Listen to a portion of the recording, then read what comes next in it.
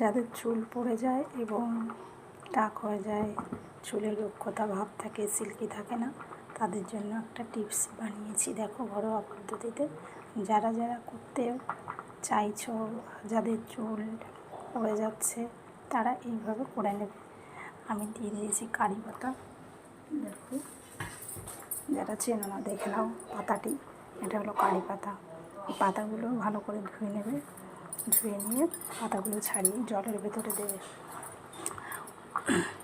আর 1 চামচ চাল, 3-4টে জবা ফুলের ফুল বা তোমার কড়ি, অথবা ফুল যদি না পাও তাহলে ফুলের পাতা, জবা ফুলের পাতা। আর হলো পেঁয়াজ, 2 টুকরো পেঁয়াজ নিয়ে নেবে, 2টো পেঁয়াজ, মেথি আর কালো জিরে। এটাকে লো ফ্লেমে দিয়ে এরকম ফুটাবে।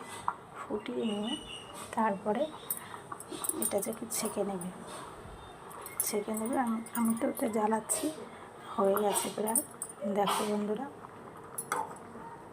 এই দেখো, আমি সত্যি বলছি না মিথ্যে বলছি সেটা দেখে নাও। এই দেখো পেঁয়াজ, যে কালো জিরে, মেথি, আর এটা হচ্ছে চাল, এটাকে ফুলেছে। দেখো কালারটাই অন্যরকম এসছে।